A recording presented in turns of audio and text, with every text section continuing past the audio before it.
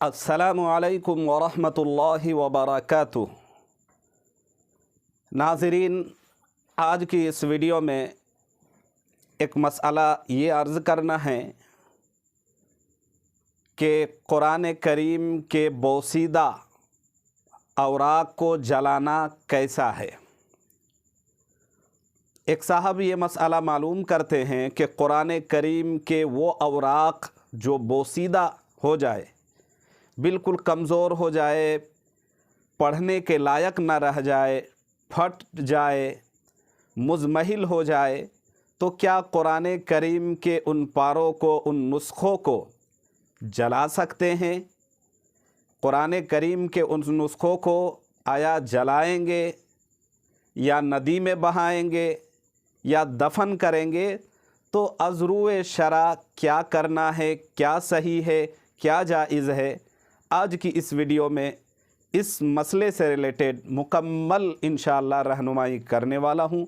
आपसे छोटी सी रिक्वेस्ट है कि आप वीडियो में बने रहें, फुल वीडियो वॉच करें, तब इंशाअल्लाह पूरा मसला अच्छी तरह आप समझ जाएंगे। और चैनल में अगर नए हैं तो चैनल को फर्स्ट टाइम सब्सक्राइब कर लें, वीडियो को लाइक करना ना भूलें और अपने दोस्तों में ज़्यादा से ज़्यादा शेयर करें।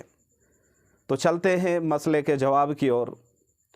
जवाबन अर्ज़ है कि कुरान करीम बड़ी मुक़द्दस किताब है, अल्लाह का ये कलाम भी है और अल्लाह की किताब भी है।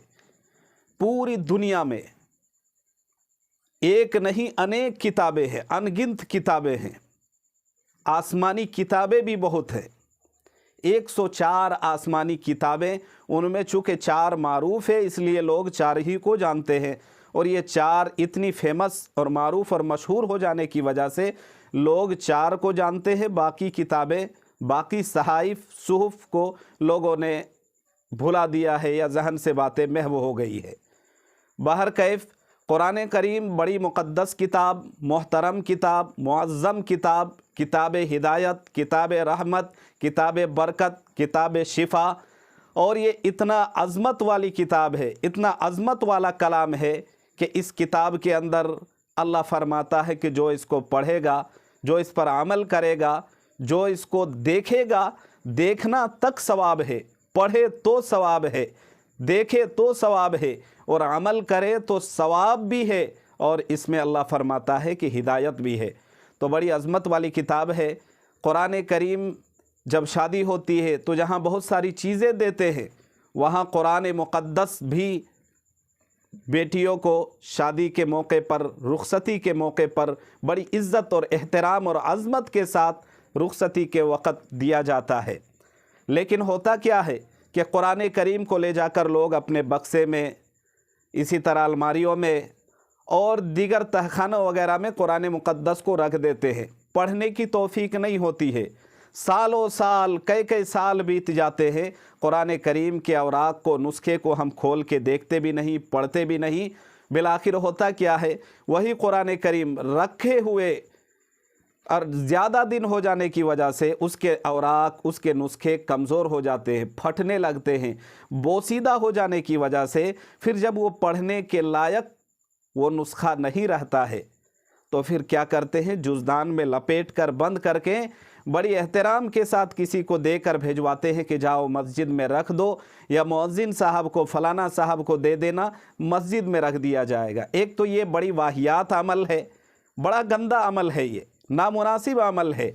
एक तो कुरान पढ़ने वाली किताब है, अमल करने वाली किताब है, समझने वाली किताब है, अज़मत वाली किताब है, उस किताब को पढ़ने के बजाय अलमारियों में रखते हैं, और जब वो बोसीदा हो जाए, कमज़ोर हो जाए, पढ़ने के लायक न रहे, तो फिर उसको उठा के एक तो मस्जिद में मुअज्जिन के हाथों दे देते हैं कि जाओ इसको मस्जिद में रख दो, या किसी बच्चे के ज़रिए भिजवा देते हैं। एक तो ये बड़ा गंदा अमल है।